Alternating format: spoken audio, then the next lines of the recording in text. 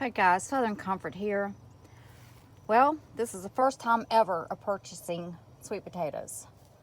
And these potatoes here was $20 a box. These are Covington potatoes. Now, I grow my own sweet potatoes and I also grow my slips. But this year I had, we always face the rain. Right when they need to stay in the ground, or supposed to stay in the ground about 3 weeks, all this rain comes for about 2 weeks. And then the ground gets saturated, a lot of rain, and it gets saturated. And then the sun comes out, and you take a risk of your potatoes blistering. Now, potatoes blistering means that the peeling right here changes colors. It gets dark.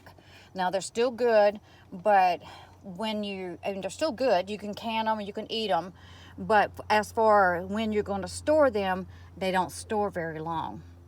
And the reason of getting these is not that I didn't get sweet potatoes. I got enough sweet potatoes for this year, but I don't have any I don't have any potatoes to really save for next year. I looked at them and they're not looking good. Right where it turns, right where it's blistered at, right where it turns at, then the potatoes are starting to rot, and that's not what I'm looking forward to. So I looked at them. I said, you know what? I'm gonna go ahead and get these potatoes because I got a box of potatoes, 40 pounds for $20.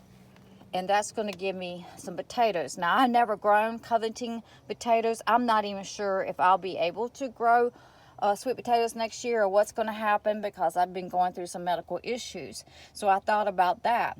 And look, this thing is huge. And I did request for bigger potatoes. I like the big ones because they're easier for me to cut up. And I have an 1800, it's like a cheese cutting board, but I have an 1800 tool that was handmade, and I use that to cut my sweet potatoes up. It makes it really simple and easy. So if you haven't watched that video, watch that video, and you could actually make one of those of your own. So, and I really do love it. It makes it fast and easy. And if anybody's ever cut up a sweet potato, especially one about that size, then you're talking about it's hard to do. They're tough. They're meaty. So the Covington potatoes look absolutely beautiful, beautiful. So I'm not going to pick up this box. So what I plan on doing is taking my bucket here. I have a galvanized steel bucket it's a big one, and I'm going to put it into my house, into the cool room, and that's where I'm going to keep them, so it'll be there for me for access to eat off of, and to also whatever I decide to do with them. But now this is probably going to be my variety. And no matter what, I think that I will try to plant a small space, not as big as I usually do. And what I've got to do is figure out when this rain is coming in, which is hard to do. It starts raining, and it's raining every day or every other day. But the problem is, once again, it's just that ground it gets saturated and it stays wet because it's black dirt. It grows good, but potatoes cannot handle all that moisture and heat. It would destroy them. So far I've been lucky, but I just put it off of digging them up because I had unexpected surgery, and I was trying to play it safe, and then I went out there and dug them up, and I was glad I did. But they didn't look too good at the very end as far as storage. So just want to share this with you. If you can't grow it, buy it. Prepare now for next year. Make a decision. So I went ahead and got these 2 boxes because I might not be able to grow next year, but I will plant a little area to make sure I try to keep. Hopefully that's what'll happen. I'll try to keep my sweet potatoes going. The only thing about that is that I have been growing them for years, so the potatoes have been gotten used to my area, and that's what you want. You want to get your sweet potatoes plants used to your area, so you save your potatoes. They get used to your environment, and they do very, very well with that. They get kind of acclimated Is that a word? But anyways, you understand what I'm saying.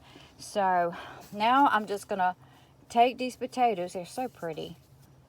I just love things that grow. But I'm gonna take these potatoes, and I'm looking, because I'm looking at the skin right there. Now these are 3 weeks old. These are 3 weeks old, and I did ask him about it. How long was these potatoes dug up? Because that's I need to know that. So as far as storage, what the future holds with these potatoes and what I can do with them. But I am looking at the skins, the little nicks. That's places I'll need to watch or eat there, where they just got gathered up.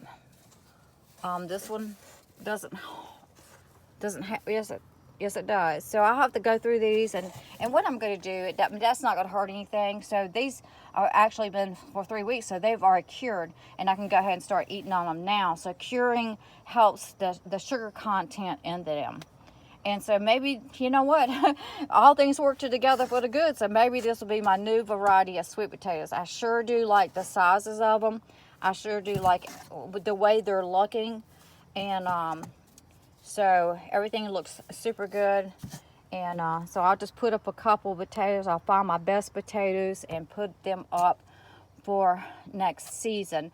Now, growing sweet potato slips takes some time. And you got to realize that, because sweet potatoes likes the heat. And getting them started as far as making those slips, the soil has to be a certain temperature. And what I do is I put it on a heat mat to keep that soil, try to get that soil to rise up so that these potatoes will make sweet potato slips.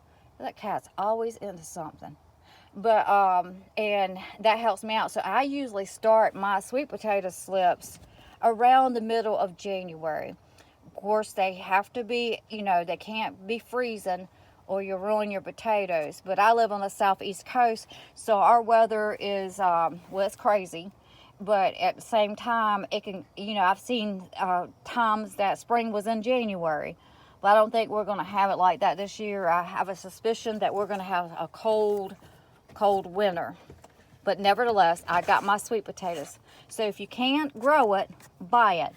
I found these on Facebook Marketing, 20 bucks. I did have to drive an hour. I was okay with that, because you know what? It would take a lot more time to grow these into the ground. And it takes more money, and I haven't been spending money on sweet potato slips. It takes more money to purchase the sweet potato slips, and then you got to wait on their timing as far as the shipping. And usually, but time to be able to order sweet potatoes. I've already got getting my plants into the ground. So, or already got them in or getting them in. It depends on the weather. But usually I end up beating about at least 2 or 3 weeks ahead of getting the plants into the ground, which means a lot as far as growing. Especially if you're like me, dealing with rain, that means everything. Thanks guys for watching, and I'll see you on to the next video. If you like this video, give me a thumbs up. If you can't buy it, grow it. And if you can't grow it, buy it. See you on to the next video.